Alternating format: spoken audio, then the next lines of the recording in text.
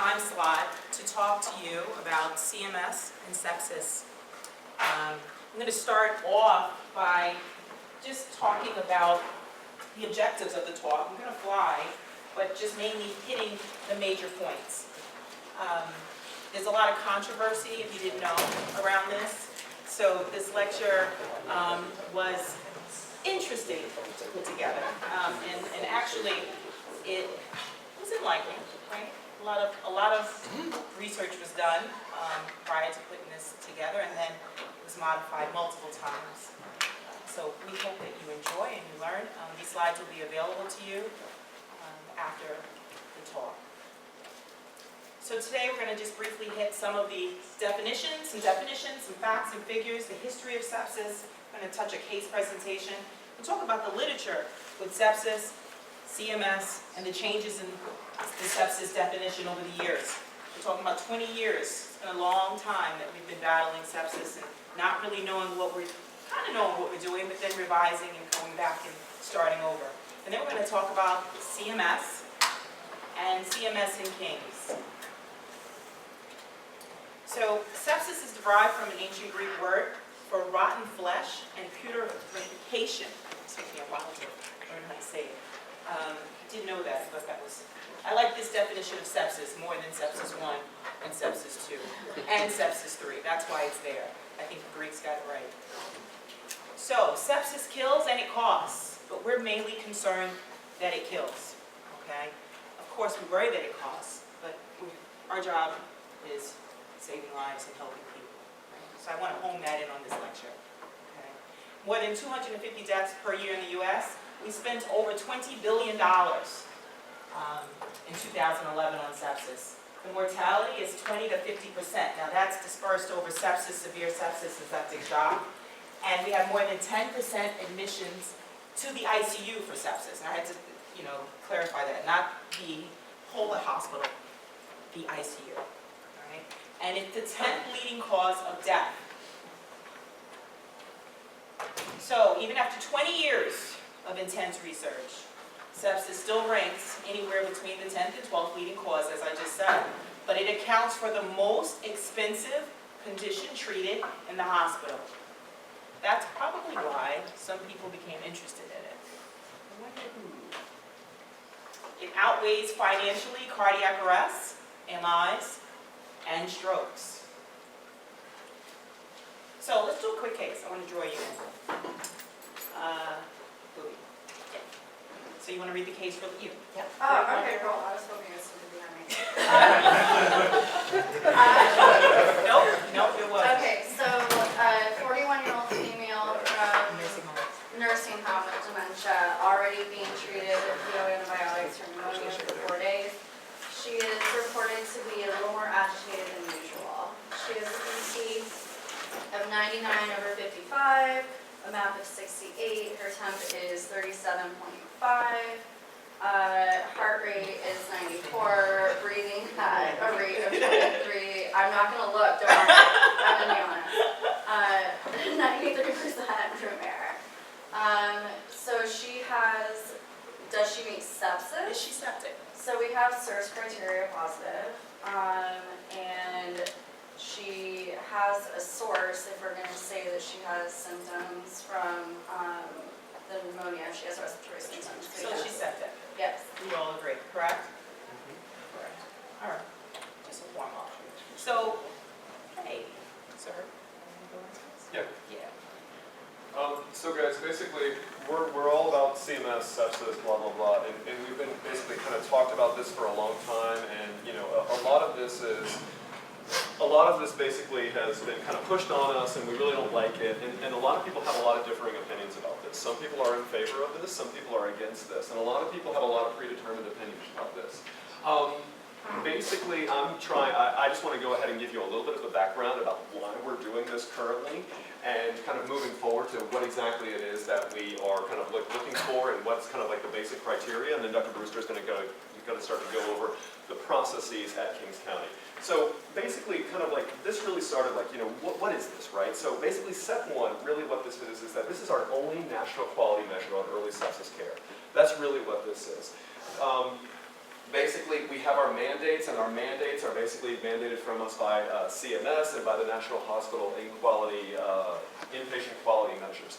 And essentially our mandates are for severe sepsis and septic shock. Now, if you are kind of like relatively up to date with the literature, you know that kind of severe sepsis is kind of gone on the wayside more for just sepsis in our most recent one. However, just remember, these are kind of government mandates. Many times, essentially, kind of our mandates will lag a little bit behind the actual evidence. So bear with us in some of this, but the idea is essentially to try to give quality, protocolized care to these patients who are coming in, so we're not having a haphazard approach, whereas this physician does this physician does this. Also, this may not be as relevant to people in big academic centers who are very well up to date, because remember, this is trying to basically kind of encompass not just Kings County, where you guys are very, very well versed in the language of sepsis and in the literature behind it, but also community peoples, where maybe we haven't had physicians who have been looking at these guidelines over the last 5 years, and that may be a little bit weak on actually knowing exactly kind of where we are in this whole sepsis kind of world at this point. But when we are basically trying to kind of go and evaluate these patients, we're looking at two patients, right? Severe sepsis, septic shock. Now you guys pretty much know this.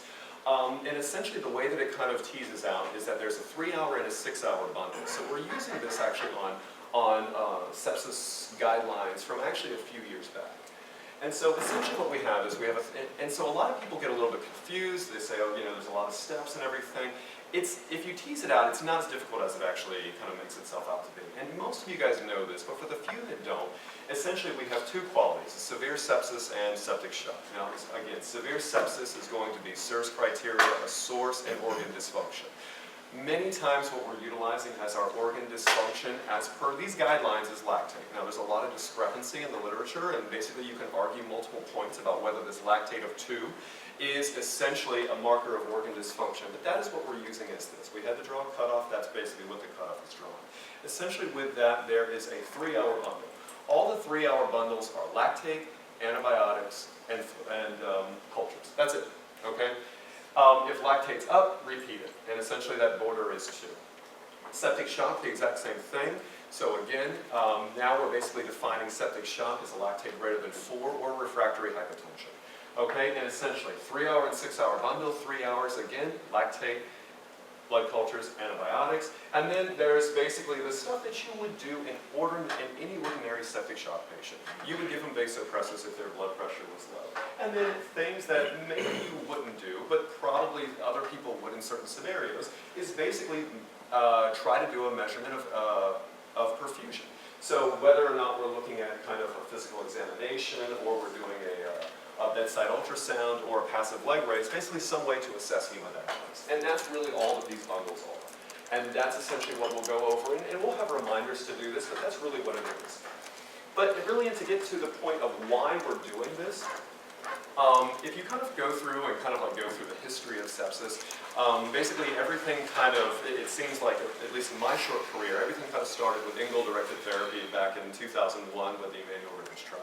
And that kind of set the tone for kind of like where we're going right now. And so some of the old wise sages of the emergency department may be able to kind of tell me the things that we were doing back in the 90s and beforehand, but that's kind of where everything usually begins. And so after this started, Manny Rivers basically wanted to try to get a protocolized care for the United States. And so what we did was they started to petition this back in 2008.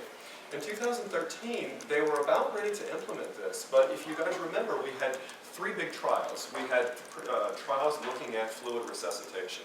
And essentially these Process, Arise, and Promise trials were trying to look at whether or not we could compare Engel-directed therapy, where if you remember correctly, there were a lot of steps, there were a lot of invasive processes, there were central lines, CVPs, mixed venous oxygen saturations, and these studies were comparing those mortality differences in resuscitation bundles compared to just basically kind of usual care, which obviously had migrated over the last 15 years after the Emanuel Rivers trial started.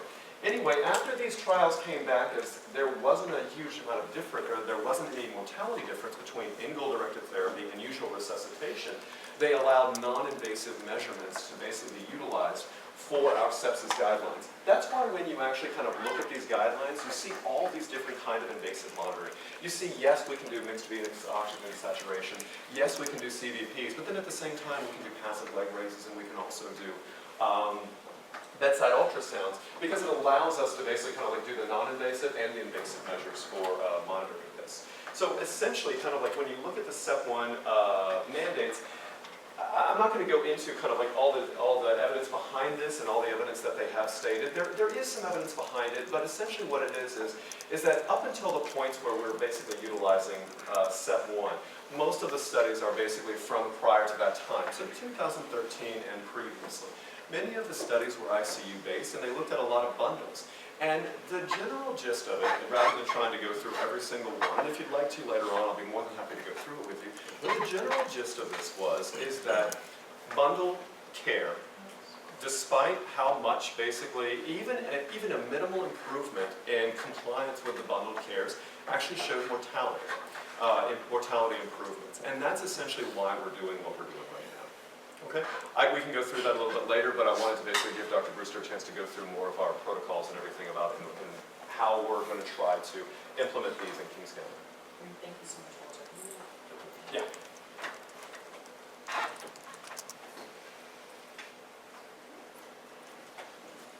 So, just like Walter just hit on, these were the years, again, you're going to have access to these.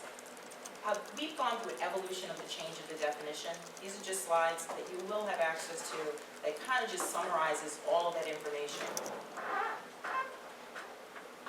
And let me just home in on one other thing just to add to what Walter said, is that you see sepsis 1, and for those of you who aren't as well versed as others in sepsis 1, sepsis 2, and sepsis 3, let's just go through that really quick, okay? Sepsis 1, we all talked, you actually defined, right? You said there's SIRS and there's an infection that you suspect or that you know is there.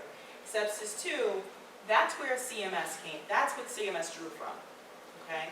They drew from SIRS, severe sepsis, and septic shock. Sepsis 3, which came out in more 2014, 2015, is around, but it's not as adopted or most of the infectious disease associations, even in the internal medicine association, they're not adapting to sepsis 3 yet. Well, there's not a lot of buy-in to sepsis 3 yet. But sepsis 3, I think most of us actually like, because it dropped severe sepsis. So this, I thought, was a great slide for you to understand what's the difference. Okay? Sepsis 3 also puts in the QSOFA and the SOFA score, which is more ICU based. But again, we can talk about that at another time in a longer lecture.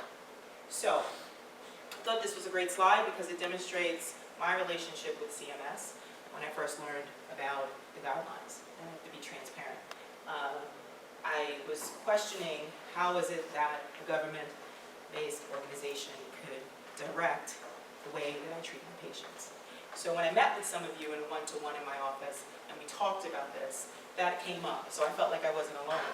A lot of people said, well, there's not enough evidence. How could they just choose sepsis 1? What about sepsis 3 trials? And how are you going to implement something when there's not a lot of evidence? Or how are you going to get your team players to work with you on this if there's not enough evidence? So it's tough, right? Because you have to find a middle ground. The bottom line is, and this is where I stand, and Walter stands, and I'm sure most of you in the room stand, that these are guidelines. And maybe now in your learning process of residency, this is not as heavy on you, but you might work in an institution where if you don't follow these guidelines, you're going to be called and asked, why aren't you delivering? Again, we don't want it to challenge or obstruct your clinical knowledge, but it's something that will come up in the future. And CMS is actually going to take it a step further from what I've heard, is that now they're probably in another 2 years, they'll be following patients that you discharge out with the diagnosis of sepsis on your chart to see if they're readmitted, right? Because so much money is being spent on sepsis. So we just talked about that, where this came from. Again, this measure applies to all U.S. emergency departments. We're not alone in this. Again, the definitions. These are all ID cards and just helpers or cues that you're going to see around the department and I'll touch more on this when I go through the process of what we put together for our family at King's as far as how we're going to get us to a certain level of compliance. But before I go there, I want to talk a little bit more about the lactate. One topic that always came up with every conversation that I had with my fellow family members at King's was the lactate. Well, what is the lactate? Well, why 2? You know, if a patient stubs, they're told that lactate is 2. Okay? And this is true. However, they chose to for a reason. You want to just, did we talk about that at all in yours? About the number 2 and why? Actually, they used 4 in most of the trials, right? Many prior ICU bundles have included the lactates of 2 as their inclusion criteria. And so many of the more recent guidelines utilize a lactate of 4, and there are studies that basically say that lactate's irrelevant.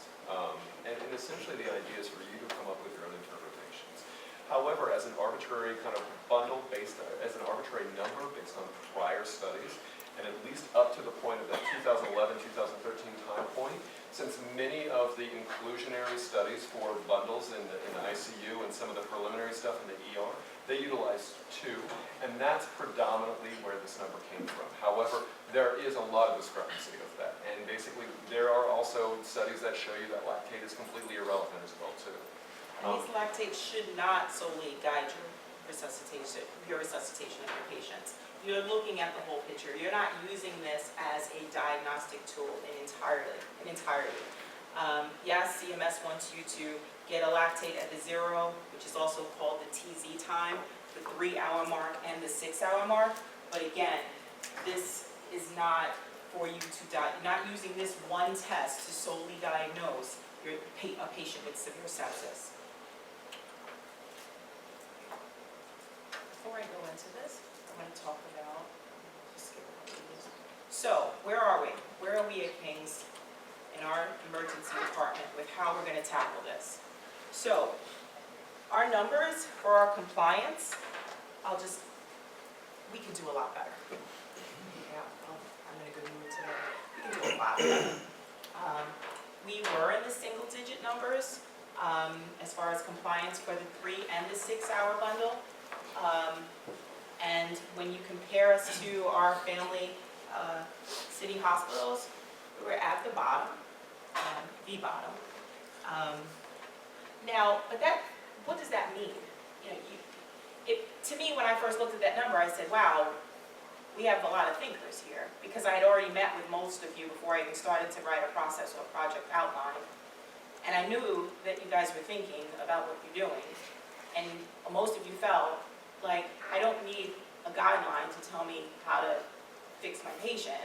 I'm going to just look at the whole picture, and I'm going to fix my patient the way that I've been doing it before this guideline came out. However, I say that in one hand, with the other hand saying that we need to be compliant. You can still do both, okay? I'm sure there's some people in the room that would disagree, but I find that I can still do both, all right? So, when you go into something like this, when you're trying to get your team players to meet a specific goal, what do? So it was motivational team building. So, hit up nursing, pretty heavy. Said, look, I need to build a team. Spoke to the director of nursing, and we formed a team. We formed a team of 8 nurses with 3 nurse leaders. That was Team A. Team B formed it with the residents. Some of you in this room are actually on the sepsis team. Walter and I met with you. We had talks like this. Questions were asked. And it wasn't like just because you're on the team, you're with it. There were some oppositional ideas on the team, and that's what the team was for, because it was to have these conversations, because in order to have compliance, we need to make sure that we hear what the issues are, so that we can try to make a system that works for us. Okay, because what works at Coney is not going to work here. Whole different system. Team C, of course, was made of, Team B was the physicians. Team C, residents, that's the team that I met with the last time, what I just said, and Team D with the clerks. The clerks initially I did remember, but when we came up with the idea of code sepsis, it was how do you implement a code without clerks? And it was so motivating to see the clerk, when I actually spoke to the clerk director, she's new here, and she says, well, I've been hearing about sepsis, and I heard you have all these other teams, and we weren't a part of the team. So that was enlightening, that they wanted to be a part of it, right? So the teams were formed. Motivational approach, gain some stakeholders.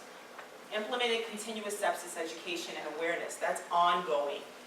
That's ongoing. Behind the scenes, right now, the nursing department, and the leaders are actually giving education to the nurses about sepsis, okay? And triaging sepsis. Sepsis and simulation, we've got some fabulous simulation instructors here. And some of you, I think, yeah, I see a patient right there in the red shirt. Remember from the simulation that we had in the CCT, right? So we had a very... Glad to see you recovered well. He had a virus syndrome, doctor. So we did a simulation live in the CCT, and I think it was fruitful. It was fruitful. It brought up a bunch of questions, and I think the visual component of it made it really fruitful. The implementation of a code sepsis team. We'll talk about that in the next slide. Now, when you have these teams, when you have the education, when you're constantly talking and remodeling and doing constant PDSAs on paper and in your head, you have to go back and look at the data. And our team members actually submit their information to myself, and we talk about what we can change, what we can make better, so it's a constant evolution of the process. Now, most hopeful is in December, we'll have EPIC, and we will have a BPA, right? And bundle set orders. Most hospitals around us have bundle set orders and BPAs that allow them to order their repeat lactate on the first hit. They don't need things like this, which I'll talk about. They don't need visual cues that are going to be stuck on the wall in order to remind the nurse or the physician to repeat the lactate at such and such time. But that's coming in December. So, talking about the code sepsis team activation. Code sepsis teams are effective. There's literature to support that. This lecture, this is one statement I can say 100%. I've yet to see a report of a properly rolled out code sepsis team in an emergency room that did not bring about some type of result that was positive. Okay? So presently, our patients are triaged, and if they are septic, they go to CCT, and either they're cleared or they stay in CCT. We would like to activate every patient that fits the pseudo BPA of sepsis. Once that happens, the patient's triaged, the nurse recognizes the patient septic, then they activate the code sepsis team by the physician or the nurse going to the clerk and saying, would you please activate the code sepsis team? At that time, the head nurse or the assistant head nurse will respond. They are aware of this. They are practicing on this. And they will make sure that they're at the bedside to help facilitate, if needed. If that nurse has got it covered, then all he or she, speaking of the head nurse, has to do is proper documentation. Okay? But if he or she notices that that nurse needs help, that nurse has 5 other patients, and they can't handle this septic patient on their own, they'll jump in and also be an extra set of hands. Okay?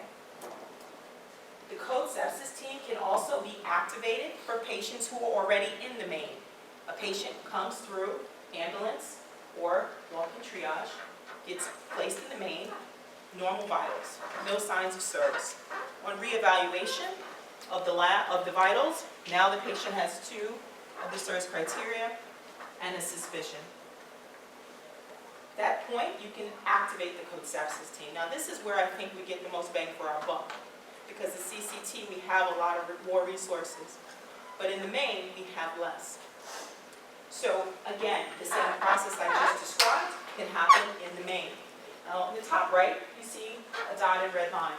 That's my vision. I probably stand alone. My vision is that not every patient that is septic goes through CCT. It would make sense that if this is effective, that we still would be able to properly treat those patients in the main. So, the launch of this will be in July. You're going to get a lot more information from me and see me running around like you usually do, talking about it more. But this is an exciting part of the process to get our numbers looking improved, but most importantly, our patients, getting them to the standards of care that we optimally want them to be at. I have a question. So, like, sometimes people are cleared from CCT and then placed in the main and then not picked up like 4 hours later. So, is this like code sepsis activated as they are like wheeled from CCT into the main? Is that when it happens? So the code sepsis will be activated once you determine that the patient is septic. Okay? And to get back to the point that you mentioned, sometimes patients aren't, can you repeat that part? So sometimes someone gets cleared from CCT, gets placed in the main, but isn't picked up by a provider in the main for like 4 hours. Okay. Yeah, so the And also the idea, issue about that, right? the idea Patient. is that you're going to basically activate your sepsis code regardless of the patient's location.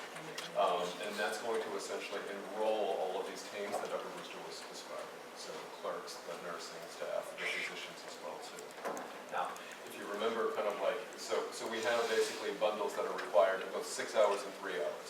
The majority of the time, we actually do halfway decent on our 3-hour bundles. And a lot of that has to do with the fact that we're utilizing the CCT. However, it is putting an undue burden on the physicians and nurses and the providers in CCT as well too, which is why basically, hopefully in the future, Dr. Brewster will be able to implement all of our sepsis codes in the emergency department, but it's going to take time, and it's going to be basically a slow cultural change at this hospital as well too. Now, there are certain kind of 6-hour bundles, basically, that we also have to meet. So one of the things that Dr. Brewster wanted to include, and I think is a fantastic way of doing it, is just very simple visual aids, right? One of the ways that we're actually missing out on compliance is repeat lactates in 6 hours. And so to try to make sure that we're not forgetting that,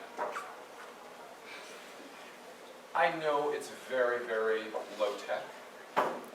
Sometimes at Kings County we can be low tech.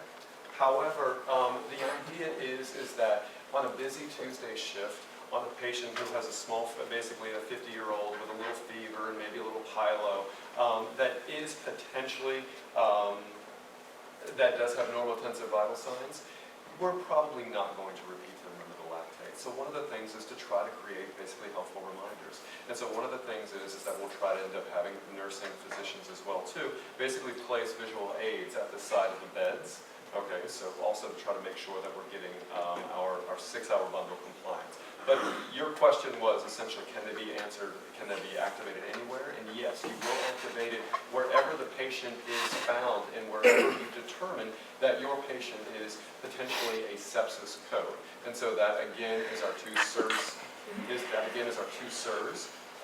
and then after that, that will basically mobilize our team, and all of these individual components will basically begin to essentially try to make sure that there is a physician that will be taking over in the main, and that the nurses will also be helping and assisting in the main as well too. Our nurses, which is Team A, I really channeled in on them with this. Okay, if you look at most of the studies out here comparing whose compliance is on point, especially I always model at the DeKalb group in California, they have 100% compliance. Their nurses do everything. They order. Now, is that right? No, but it's a different way to look at it. I notice, I'm new here, I think that there is more that our nurses can do And I say that proudly.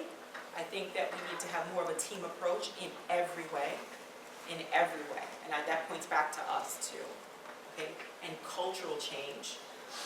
I think we need to talk more to each other. You mentioned when patients go from CCT to the main, and sometimes they have to wait before they're picked up.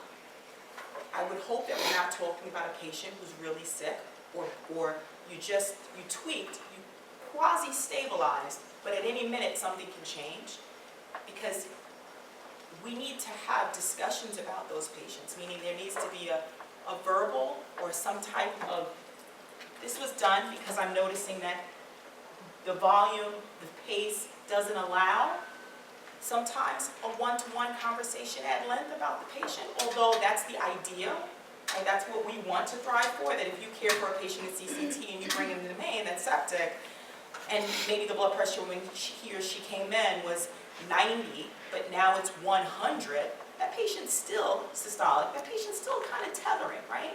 But now the numbers look good, we send him over to me, but I don't know he's even in the bed, and he sits there, right? We need to communicate.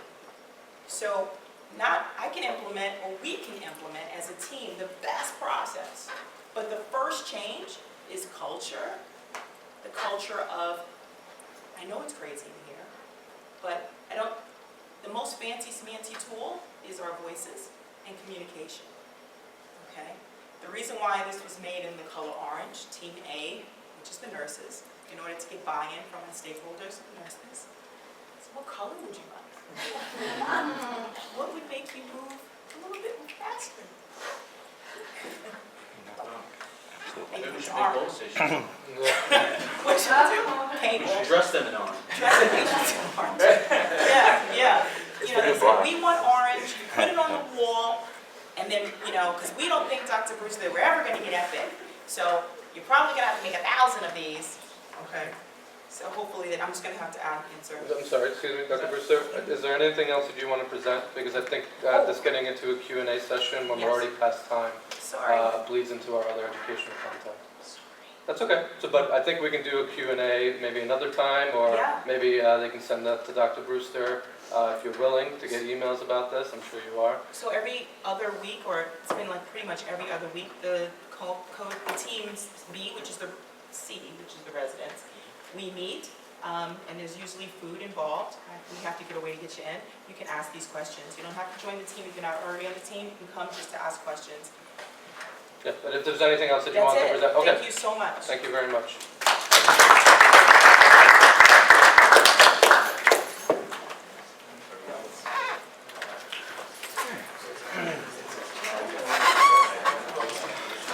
Me, Kendall, Dr. Regan. All right, so next we have topic review. You said you were doing topic review, right? I didn't, but I can. Oh, yeah. I don't have anything recording. Give me a second. We're going to split into 4 groups. Try to split up with an equal distribution of years. We can do 2 groups in this room and 2 groups outside. So whoever wants to be in the sun and whoever wants to be in the dark, split up among those groups. All right, we have 4 faculty, 4 groups. Faculty, will you raise your hands? All right.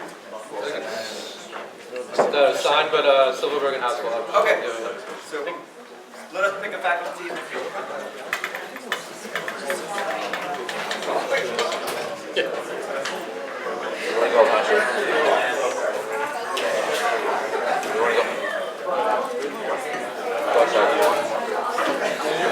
Likewise.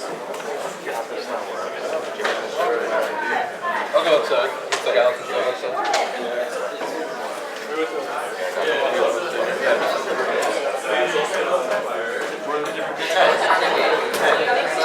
Sorry. I said to pick your Yeah, no,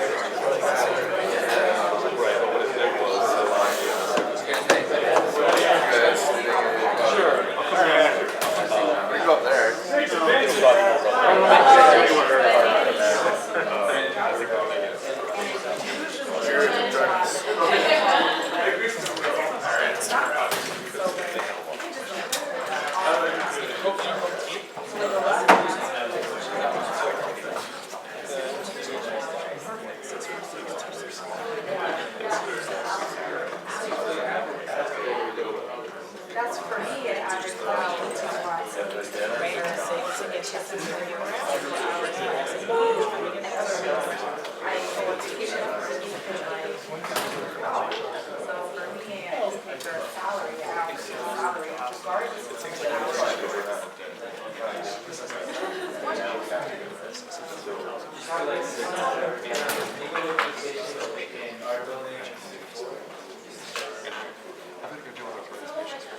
Going or not? No. Staying?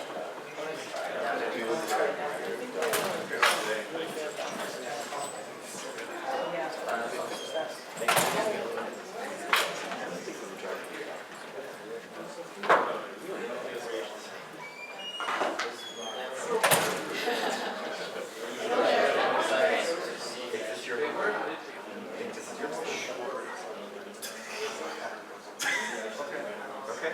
Do you all wanna? We can go. Thank you. Hi. We got a big group of people.